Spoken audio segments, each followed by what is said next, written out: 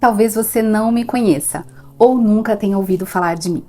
Mas fica comigo porque o que eu vou te dizer aqui não é leve, mas talvez você precise ouvir hoje. Antes de continuar, deixa eu te dizer algo importante. Talvez você estranhe eu estar falando sobre isso aqui. Afinal, o meu trabalho é voltado para a alma, para o processo terapêutico. Mas existe algo que eu aprendi ao longo dos anos acompanhando pessoas. Não existe transformação emocional verdadeira sem consciência da realidade. Não existe maturidade em um coração que está desconectado do que acontece dentro, mas também fora. Porque o mundo em que você vive afeta diretamente a forma como você pensa, sente e se posiciona. Então o que eu vou te trazer aqui não foge do meu trabalho. Na verdade, aprofunda. Porque isso também é sobre consciência. Você já me acompanha, sabe que eu venho falando de um certo incômodo desde o ano passado. E não é um incômodo ruim, mas é pesado. É como um chamado que não dá para ignorar. Como se algo estivesse sendo preparado e eu precisasse me alinhar antes de abrir a minha boca. Por isso o silêncio, por isso o recolhimento. Porque nem todo tempo é tempo de falar. Há tempo que é tempo de se recolher e discernir.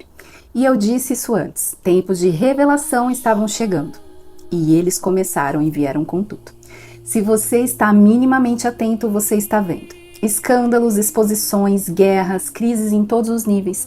E coisas que antes eram escondidas, agora estão sendo escancaradas. Descobertas sombrias sobre redes de pedofilia, corrupção generalizada, guerras, crises políticas, econômicas, energéticas, cultos satânicos ao ar livre, em shows, semana de moda, estátuas, mudança da camisa da seleção brasileira, agenda alien. E não, isso não é superficial, isso é antigo, muito antigo. As revelações que estão vindo à tona indicam algo muito profundo e extremamente sombrio em funcionamento há séculos. Estruturas de poder concentradas, elites globais, sistemas que operam por trás de governo, economia, mídia, entretenimento, cultura e indústrias. E aqui eu não vou aliviar. Falo de denúncias envolvendo coisas nefastas como tráfico humano, abuso sexual, rituais e sacrifícios de crianças, rede de exploração, manipulação cultural, bioengenharia, bioterrorismo, controle de alimentos, a indústria farmacêutica, bélica, manipulação genética, influência e controle financeiro global. Da realeza às grandes corporações, do entretenimento às instituições financeiras, da mídia às esferas científicas. Isso existe. E a pergunta não é mais, será que é verdade? A pergunta é, o que sustenta tudo isso? Que tipo de força mantém estruturas assim funcionando por tanto tempo? Porque isso não é só sobre política. É um sistema, um culto ao poder, um culto ao próprio mal. É domínio por meio de uma rede estratégica e global. O que há em comum entre eles? A quem esses sistemas servem? Que espírito sustenta tudo isso? E talvez o ponto mais profundo aqui seja esse. Existe uma batalha por consciência, pela sua mente, pela sua alma, pelo seu DNA, pelo que os alimenta e os mantém. Enquanto tudo isso está sendo revelado, muita gente ainda está distraída, anestesiada, vivendo como se nada estivesse acontecendo. Ou pior, deixando-se levar pelo medo que teólogos buscadores de like estão espalhando. Muita gente me pergunta, estamos vivendo o apocalipse? E aí começam as teorias, os vídeos, os cortes, todo mundo tentando prever, encaixar, antecipar quem será o próximo anticristo. Como essa pergunta que está rodando por aí. Será que essa guerra poderia abrir um caminho para a destruição da mesquita e a construção do terceiro templo? Mas deixa eu te falar uma coisa com muita clareza. Se você não entender o que está por trás dessas ideias, você vai apenas reagir deixando-se levar pelo terror e pelo medo. E não pelo discernimento. Para começar, essas movimentações e narrativas têm raízes, e conhecer essas raízes traz verdades.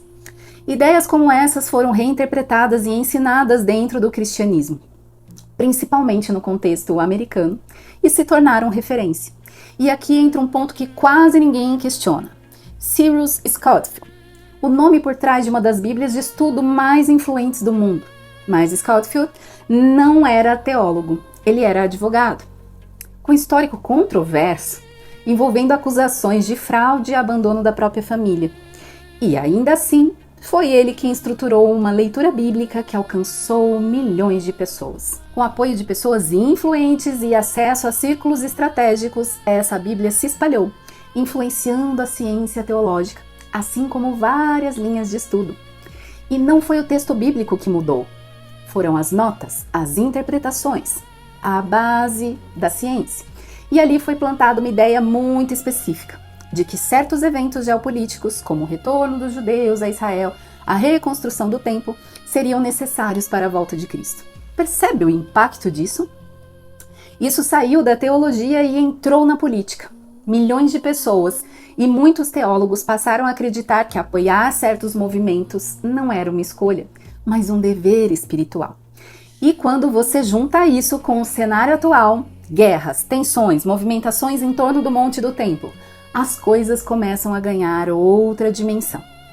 A minha pergunta para te provocar é: o quanto realmente você tem de liberdade intelectual? O quanto você se deixa levar por teorias criadas por homens, pelos mensageiros, mais do que pela própria busca da verdade da mensagem? Quão enganoso é o coração do homem! Assim como Davi na derrota de Golias, precisamos primeiro saber que temos um Deus e quem somos em Deus. Davi primeiro venceu a batalha de palavras antes de enfrentar o inimigo na batalha. E agora vem o ponto mais importante de tudo isso, e eu preciso que você entenda isso. Nenhum homem, nenhum sistema, nenhuma elite, nenhuma agenda tem poder de acelerar, forçar ou manipular o plano de Deus. Ninguém antecipa o tempo de Deus. Ninguém controla o cumprimento profético. Se Deus fizer, se Ele quiser fazer, Ele faz. Se não quiser, ninguém faz. Ele continua sendo Deus acima de tudo. Até o mal opera dentro dos limites que Ele permite. Nada foge da soberania de Deus. Nada. Então isso não é sobre medo. É sobre fé. E a batalha, antes de qualquer homem, é do Senhor. Apocalipse não é um evento para você entrar em pânico. É revelação. Agora seja dita a verdade. Como em uma cena do filme O Dia em que a Terra Parou. Diante da beira da destruição, diz: é somente à beira do abismo que as pessoas encontrarão a vontade de mudar. Somente à beira do precipício. Estamos exatamente no precipício, sob uma tempestade, e toda transição histórica vem acompanhada de tempestade. A pergunta aqui não é se você acredita, mas o quão você está preparado para isso. O mundo parece dividido, mas a verdadeira fratura sempre foi interna. Os sistemas antigos, inclusive religiosos, estão se desintegrando porque foram construídos sobre distorções humanas. Estamos sendo chamados a sair da neutralidade, a tomar postura, a deixar de ser espectadores e nos tornar participantes conscientes. Então, será que realmente estamos vivendo o Apocalipse? Há inúmeras interpretações escatológicas, muitas fragmentadas e distorcidas, embasadas naquela ciência. Não farei aqui uma aula de teologia, mas preciso lembrar algo essencial. Apocalipse não é sobre uma notícia chocante para gerar engajamento tentando descobrir quem será o próximo anticristo ou quando o mundo vai acabar, mantendo as pessoas em um estado de alerta máxima. Guerras e rumores de guerra sempre existiram. Sim, a intensificação, há um afunilamento, mas tentar compreender o Apocalipse ignorando o restante da Bíblia é um erro hermenêutico grave. Seria como assistir apenas a cena final de um filme e tentar entender todo o enredo a partir daquele ponto. Cada símbolo já apareceu antes, cada imagem já foi anunciada, cada juízo já foi pré-figurado. O que o livro faz é revelar o padrão completo. O livro não cria o conflito, ele desvela. A palavra Apocalipse significa exatamente isso, revelação. E logo no início lemos, revelação de Jesus Cristo. Não é revelação do caos, não é revelação do anticristo, é revelação dele. E antes de qualquer juízo no mundo, há um juízo na consciência. O livro começa confrontando as igrejas. Não começa com guerra, começa com o coração. Amor esfriando, mornidão, medo, acomodação, corrupção interna, compromisso com o sistema. Apocalipse não é calendário, é diagnóstico. E há um padrão que se repete na história. Exposição de abusos, crise religiosa, colapso de legitimidade de impérios e elites, polarização moral, questionamento sobre o que é verdade. Isso aconteceu no Dilúvio, no Império Romano, na Idade Média, na Reforma Protestante, após as guerras mundiais. Mas há um princípio espiritual constante. Revelação precede colapso. Primeiro algo é exposto, depois perde força. E se a consciência não muda? O sistema só muda de nome. Apocalipse é um livro fascinante. No capítulo 22, verso 10, está escrito: não celes as palavras da profecia deste livro, porque próximo está o tempo. Isso é decisivo. O livro não foi selado, ele está aberto, ele é revelação ativa. Se o próprio texto afirma que não deveria ser selado, podemos concluir que ele é um livro vivo, atemporal, atual para todas as épocas. E ele não pertence apenas ao fim. Ele pertence à história humana. Só ao Pai cabe saber quando é o fim e quando ele quer despertar consciências.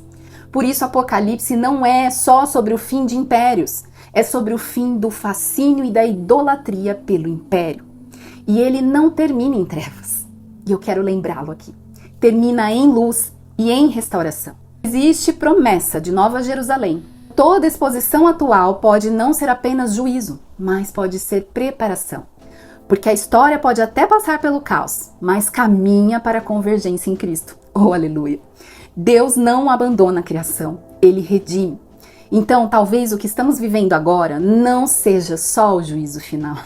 Seja preparação, purificação, seja o despertar de um longo sono, seja o abrir de olhos para o engano. Um tempo em que Deus está revelando, separando e pedindo posicionamento. E não dá mais para ficar neutro. Deus está olhando para dentro. E você já se posicionou? Porque quando a tempestade vem, e ela está chegando, não é quem você segue ou o que você ouve que te sustenta. É a sua rocha, é a sua fé. Você quer agradar o sistema e agradar a Deus ao mesmo tempo? Esse tempo não permite duplicidade. Ou você escolhe a verdade, ou escolhe o conforto. Você foi chamado para esse tempo. E não haverá firmeza para quem negocia a própria consciência. Porque no final, impérios passam, narrativas mudam, sistemas se reorganizam. Mas o reino permanece. E Jesus reina. Nada surpreende o céu. Nada foge do controle de Deus. E aconteça o que acontecer, a Igreja de Cristo permanece de pé, firmes, em paz, inabaláveis. Porque aquele que prometeu é fiel para cumprir a sua palavra. Se isso fez sentido para você, compartilhe. Não por engajamento, não para viralizar, mas porque esse é um tempo que pede clareza, verdade, discernimento.